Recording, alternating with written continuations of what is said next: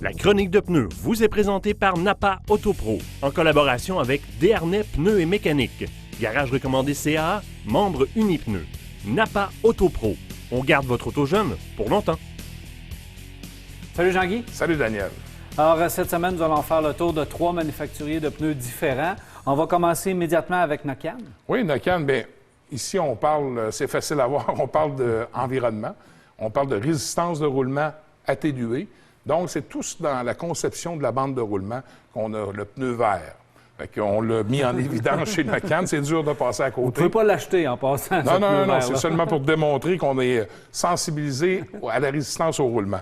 Donc, toute la ligne de chez Nokian ont toute la même conception de fabrication au niveau de la composante de la bande de roulement pour minimiser justement cette résistance-là qui fait en sorte qu'on va faire une économie d'essence et ça va être bon aussi par l'environnement.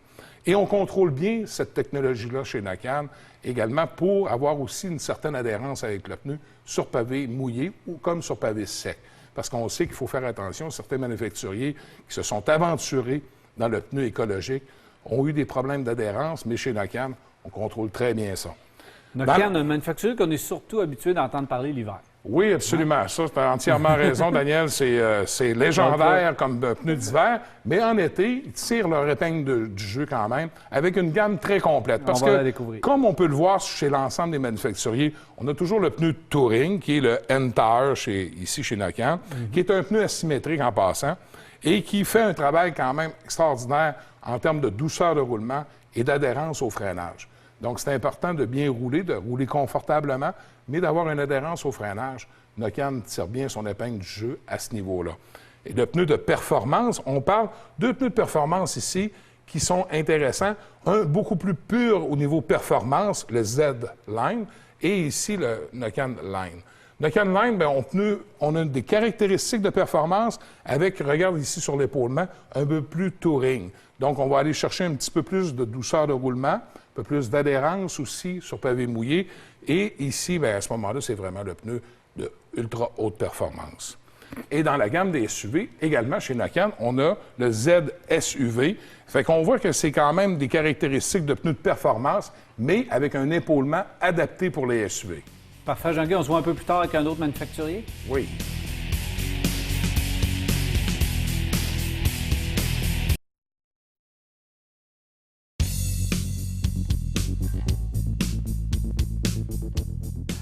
Voilà, Jean-Guy, nous sommes rendus à notre deuxième manufacturier aujourd'hui. On va parler de GT Radial. Oui, GT Radial. Deux pneus intéressants qui sont le cheval de bataille chez GT en saison estivale, le 228 et le VP1. Le VP1, c'est un pneu justement intermédiaire entre le touring et le performance. On va aller chercher un petit peu plus de caractéristiques, plus adapté aussi pour des berlines un peu plus costauds, intermédiaires. Pour le véhicule plus compact, le 228 fait un excellent travail également. Et aussi la gamme des pneus sport. On a le UHP1 et le HPY. Donc, la différence entre les deux, encore une fois, comme chez la plupart des manufacturiers, on a un pneu avec des caractéristiques un peu touring, mais surtout de performance avec la bande de roulement très large au centre, mais également aussi le pur pneu sport qui est le ici.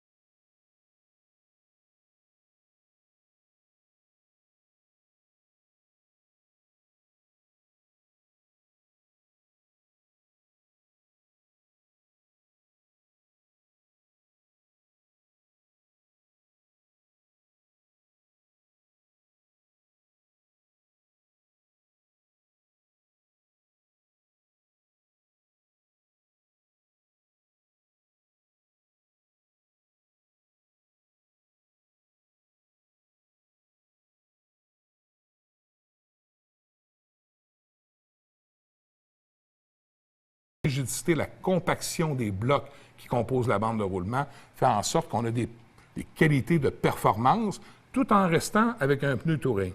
Avec un Touring Performance, c'est le Exalto AS. Également, le Pilote Sport PS2, on ne peut pas passer sous silence ce pneu-là. C'est un pneu, si on a... voiture de course. Oui, c'est ça. Porsche Carrera, Ferrari, Lamborghini, nommez-les, on est capable de mettre ça dessus. Ça fait un travail extraordinaire. On ne sait pas combien de kilométrage, mais quand on est rendu à s'acheter ces pneus-là, on regarde un petit peu moins de kilométrage. La performance pure et simple. La performance passe d'abord comme prérequis.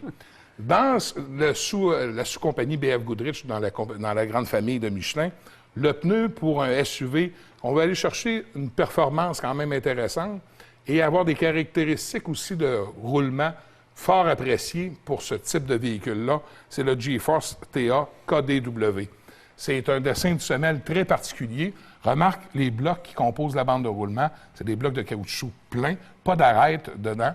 Donc, avec une bande de roulement centrale qui est très massive, très présente, fait en sorte que l'évacuation de l'eau va s'évacuer très bien et également aussi une douceur de roulement surprenante. Remarquable comme dessin de pneu. Oui, puis en plus de ça, un dessin de pneu qu'on peut calculer d'agressif un peu, mais très doux à rouler, surprenant au niveau du douceur de roulement. Effectivement, très surprenant. Et dans la même famille de Michelin, on a la division Uniroyal. Et il ne faut pas oublier le pneu économique Uniroyal qui est là depuis de nombreuses années, le Tiger Paw, qui est quand même un pneu intéressant, le Tiger Paw Touring, qui s'applique quand même aussi à une grande zone de type de véhicule, du sous-compact à la voiture intermédiaire, qui peut rendre de fiers services. Et quand on veut avoir un budget plus limité pour l'acquisition de nos pneus, il faut considérer ce pneu-là dans nos achats. Merci beaucoup, Jean-Guy. On se revoit la semaine prochaine. Au plaisir.